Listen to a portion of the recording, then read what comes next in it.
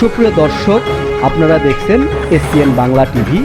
দেখুন ও সাবস্ক্রাইব করুন SPN Bangla TV, দেশ ও মানুষের কথা বলে। আমার সশ্রদ্ধ সালাম, আসসালামু আলাইকুম। আপনারা জানেন যে আমরা উপস্থিত হয়েছি যে এখানে বই প্রকাশনা হচ্ছে। বই আমরা পড়ব এবং আমরা যে জ্ঞান অর্জন করি, জ্ঞান অর্জন করতে গেলে এবং কোনো কিছু জানতে গেলে এটা বই পড়তে হবে। আমি আইনের ছাত্র হিসাবে দেখা যায় আমি ৩৫ বছর আইন পেশার সাথে আছি। আমরা মানুষের সহায়তা করি সবসময়। আপনারা যদি মানুষকে সহায়তা করতে চান তাহলে বই পড়ে জানতে হবে।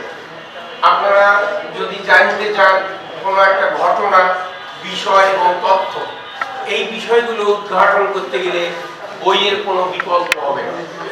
একজনকার কাছে একটা জিনিস শোনা যায়, এভিডেন্স, এটা দেখা যাবে কোনো কিছু শুনলে এটা সম্পূর্ণরূপে বিশ্বাস করা যায় না। বই এমন একটা পাণ্ডুলিপি, আমাদের জ্ঞান চর্চা করতে গেলে বইয়ের কোনো বিকল্প নেই।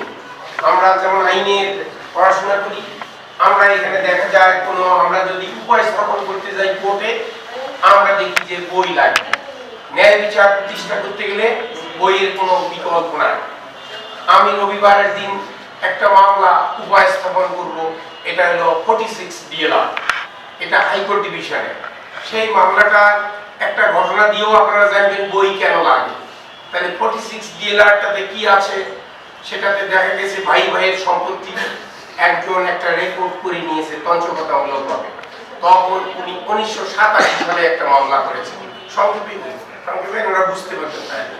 এই দেখা গেল যখন আমরা এই মামলাটা করতে গেলাম, সহকারী জজ আদালতে সত্য প্রসারণের মামলায় সে রায় পেল। পরবর্তীতে অপরপক্ষ আপিল করলেন, এপিলেট কোর্টেও রায় পেল। এপিলেট কোর্টে যিনি জাজ ছিলেন তিনি 46 ডিএলআর উল্লেখ করলেন। আমি যখন বই করতে গেলাম, এই অপোজিট পক্ষের পক্ষ থেকে আমি যখন প্লিড করতে গেলাম, পিটিশনারের পক্ষে সিভিল রিভিশনের যিনি লয়ার, তিনিও দেখা গেল সেখানে ভালো বক্তব্য রাখতেছেন, কিন্তু তাদের গ্রাউন্ডে ছিল 46 ডিএলআরটা টিকবে কিনা। 46 ডিএলআর এর পরে আমরা দেখলাম 43 ডিএলআর এর দুইটি মামলার রেফারেন্স উল্লেখ করে দেওয়া আছে।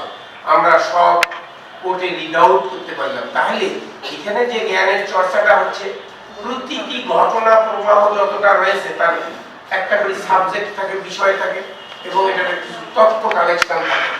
আপনারা যার জন্য বই পড়া থেকে কখনো বিরত থাকা যাবে না। বই পড়তে হবে, বই কিনতে হবে এবং সকলে বই পড়ুন এবং জ্ঞান অন্বেষণ করুন, আলোচনা করুন এবং সকলের মাধ্যমে এই জ্ঞানটা ছড়িয়ে দিন, যাতে সকলেই জানে বই পড়লেই জ্ঞান আহরণ করা যায়, অন্বেষণ করা যায় এবং মানুষের উপকার করা যায়, মানুষের পাশে দাঁড়ানো যায়। আমি সকলকে আমার সালাম জানিয়ে শেষ করছি। আসসালামু আলাইকুম। ওকে, ওকে। হ্যাঁ,